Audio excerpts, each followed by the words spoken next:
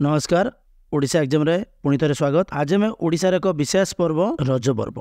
आम आज रज पर्व विषय पढ़ा। तो प्रथम आम उपक्रम देखा। जीवन सहित पर्वपर्वाणीर घनिष्ठ संपर्क रही। ओडिशार जनजीवन समाज और संस्कृति अति महान।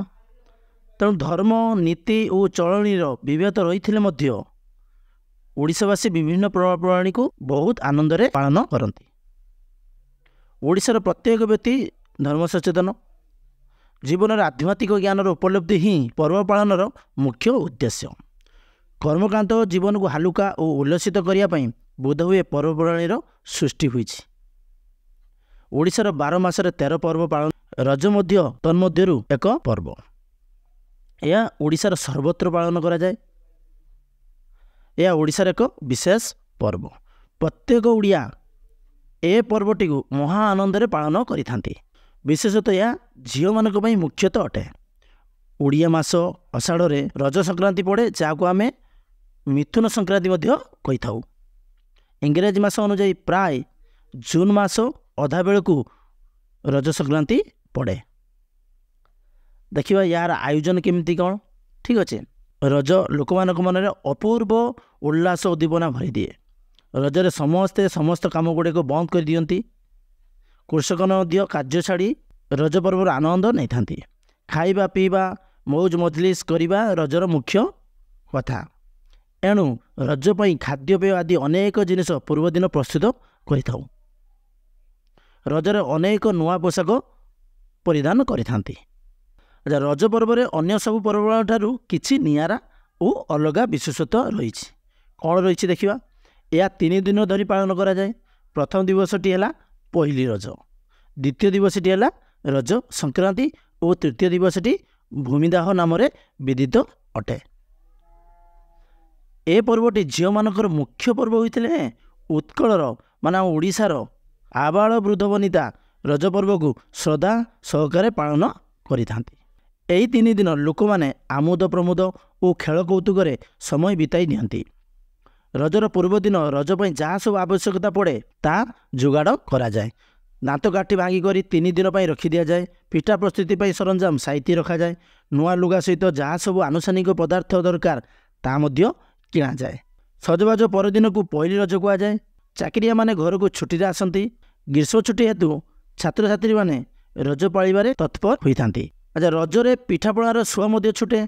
जेते प्रकार पिठा होना कहीं पोड़ा पिठा घरे निश्चित हुए।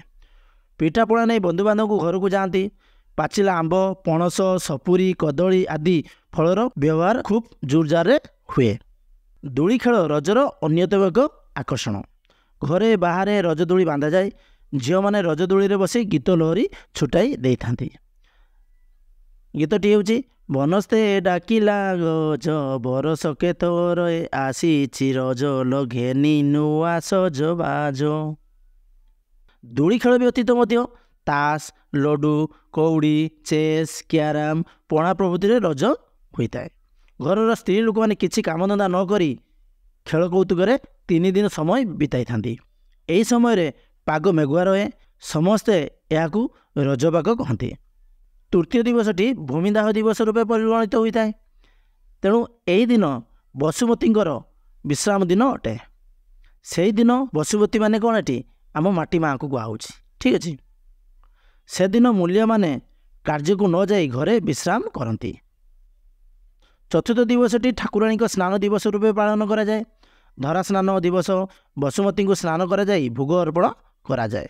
घरे अगणारे हल लंगल शिलपुआ इत्यादि को कृषक घरणी हलदी रे स्नान कराई पूजा अर्चना करा जाए। एहिठारे रज पर्वर समाप्ति घटी थाए। अच्छा, सामाजिक उपदेयता कौन देखा। रज दिन घर समस्ते नुआ पोशाक परिधान पूर्वक हुई समस्ते सजी हुई थांती। क्रीड़ा कौतुक पिठापणा करिबारे समय अतिबाहित करती। याद्वारा समस्त मध्य स्नेह श्रद्धा वृद्धि पाए। पर्व पालना पर कृषक माटी माँ को पूजा करी पुनर्बार कृषि कर्म में नियोजित हुअन्ति। कार्य करने को आग्रह जन्मे। नवविवाहिता कन्या पितृलय को आसी आनंद अनुभव करि। ग्राम्य बालिका मानकर एकत्र पंक्ति भोजन रे स्नेह भाव प्रकटित होता है। उपसंहार देखिए। रज ओडिशार एक प्रधान पर्व। ଏହା କେବଳ ଆମୋଦ ପ୍ରମୋଦର ପର୍ବ ନୁହଁ, ଏଥିରେ ଓଡ଼ିଶାର ସାମାଜିକ ଚଳଣି ନିହିତ। ସମାଜର ସମସ୍ତ ସ୍ତରର ଲୋକ ଏହି ଉତ୍ସବ ପାଳନ କରିଥାନ୍ତି।